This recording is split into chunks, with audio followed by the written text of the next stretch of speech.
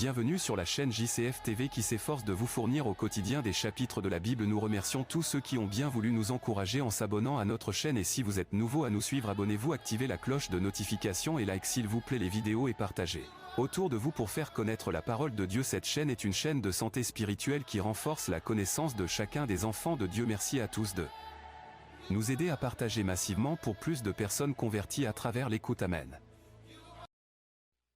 Lecture du livre des Nombres, chapitre 5. L'Éternel parla à Moïse et dit : Ordonne aux enfants d'Israël de renvoyer du camp tous lépreux et quiconque a une gonorrhée ou est souillé par un mort. Hommes ou femmes, vous les renverrez hors du camp, afin qu'ils ne souillent pas le camp au milieu duquel j'ai ma demeure. Les enfants d'Israël firent ainsi, et ils les renvoyèrent hors du camp. Comme l'Éternel l'avait ordonné à Moïse, ainsi firent les enfants d'Israël. L'Éternel parla à Moïse et dit : Parle aux enfants d'Israël. Lorsqu'un homme ou une femme péchera contre son prochain en commettant une infidélité à l'égard de l'Éternel, et qu'il se rendra ainsi coupable, il confessera son péché, et il restituera dans son entier l'objet mal acquis, en y ajoutant un cinquième. Il le remettra à celui envers qui il s'est rendu coupable. S'il n'y a personne qui ait droit à la restitution de l'objet mal acquis, cet objet revient à l'Éternel, au sacrificateur, outre le bélier expiatoire avec lequel on fera l'expiation pour le coupable. Toute offrande de choses consacrées par les enfants d'Israël appartiendra au sacrificateur à qui elles seront présentées. Les choses qu'on aura consacrées lui appartiendront, ce qu'on lui aura remis lui appartiendra. L'Éternel parla à Moïse et dit : Parle aux enfants d'Israël, et tu leur diras : Si une femme se détourne de son mari et lui devient infidèle, si un autre a commerce avec elle et que la chose soit cachée aux yeux de son mari, si elle s'est souillée en secret sans qu'il y ait de témoin contre elle et sans qu'elle ait été prise sur le fait, et si le mari est saisi d'un esprit de jalousie et a des soupçons sur sa femme qui s'est souillée, ou bien s'il est saisi d'un esprit de jalousie et a des soupçons sur sa femme qui ne s'est point souillée, cet homme amènera sa femme au sacrificateur et apportera en offrande pour elle un 10e d'épha de farine d'orge.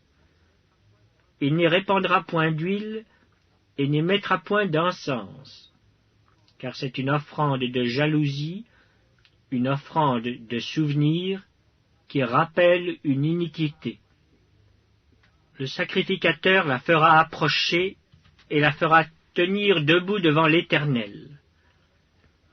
Le sacrificateur prendra de l'eau sainte dans un vase de terre, il prendra de la poussière sur le sol du tabernacle et la mettra dans l'eau. Le sacrificateur fera tenir la femme debout devant l'Éternel.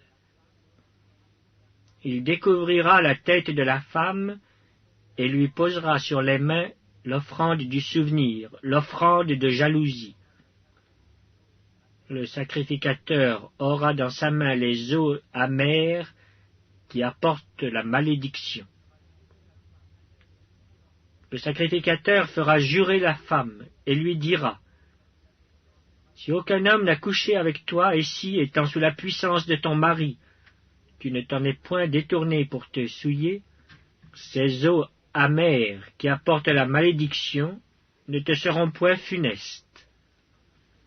Mais si, étant sous la puissance de ton mari, tu t'en es détourné et que tu te sois souillé, et si un autre homme que ton mari a couché avec toi, et le sacrificateur fera jurer la femme avec un serment d'imprécation, et lui dira : que l'Éternel te livre à la malédiction et à l'exécration au milieu de ton peuple, en faisant dessécher ta cuisse et enfler ton ventre, et que ces eaux qui apportent la malédiction entrent dans tes entrailles, pour te faire enfler le ventre et dessécher la cuisse, et la femme dira « Amen, Amen ». Le sacrificateur écrira ces imprécations dans un livre, puis les effacera avec les eaux amères. Et il fera boire à la femme les eaux amères qui apportent la malédiction, et les eaux qui apportent la malédiction entreront en elle pour produire l'amertume. Le sacrificateur prendra des mains de la femme l'offrande de jalousie, il agitera l'offrande de côté et d'autre devant l'Éternel, et il l'offrira sur l'autel.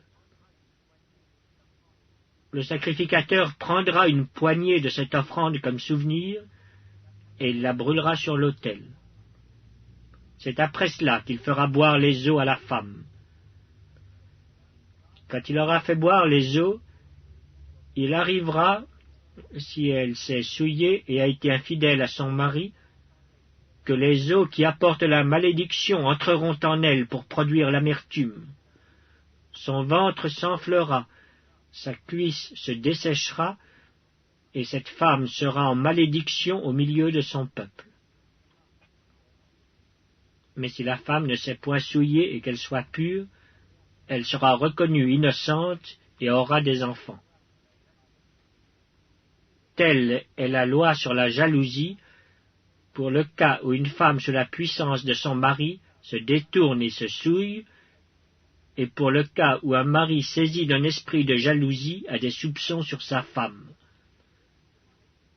Le sacrificateur la fera tenir debout devant l'Éternel, et lui appliquera cette loi dans son entier. Le mari sera exempt de faute, mais la femme portera la peine de son iniquité.